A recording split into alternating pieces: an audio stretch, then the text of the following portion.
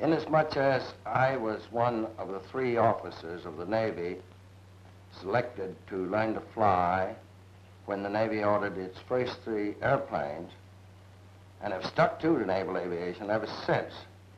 Some people call me a walking history of that service. Of course, there were a lot of other people in it, but unfortunately, the early timers that went in with me were long ago killed in accidents. I learned to fly under Curtis, Glenn Curtis, and consequently was associated with him over a long period of years. I don't believe Glenn ever got the full credit for all that he did insofar as the present history of aviation is concerned. He was a man of great vision, and his interest was to develop aviation in a form that would be useful to the Navy. May I interrupt for a moment now? That's fine.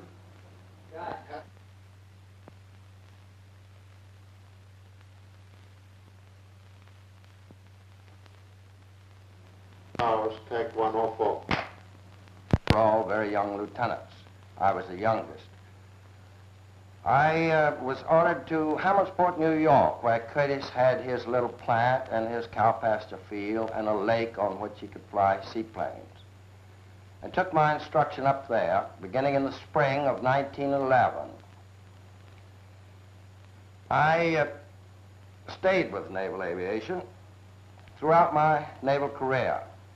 Consequently, I am occasionally called a walking history of that particular service, and I think in some small way helped him in the development of the types that the Navy wanted.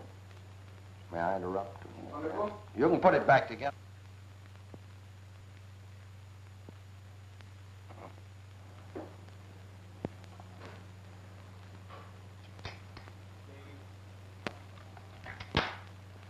Those early days of training at Hammondsport were not without adventure.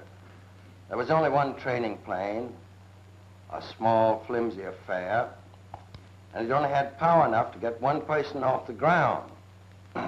Therefore, you learned by running across, back and forth across the field until you got the idea, and then they gave you a little more power, and you began to hop and then to make straightaway flights.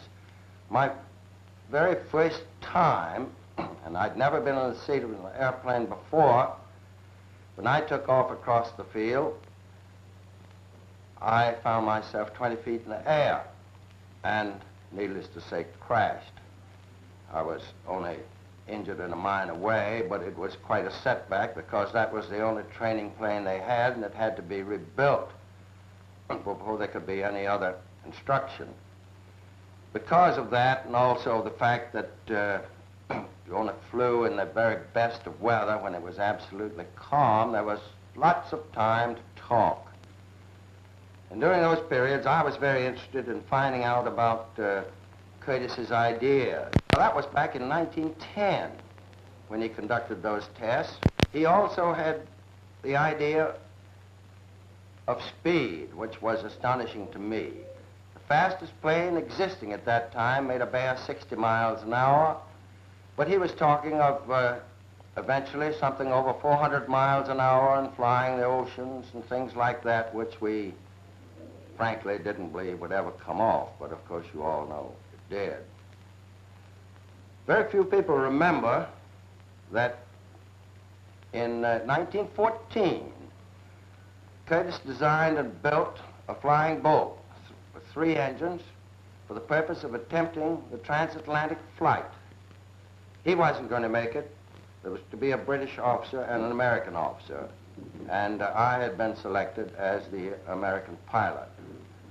The plane flew all right, but the World War I came along, and the attempt was never made. I think very fortunately, because I don't believe they would have ever been able to carry enough fuel to get entirely across, even stopping at the Azores. The war came along. That ended the fun. It became a very serious matter. And there's no use of relating the history of the war. Everybody knows about that and how aviation developed with very rapid strides. But there was one incident in development that should be pointed out.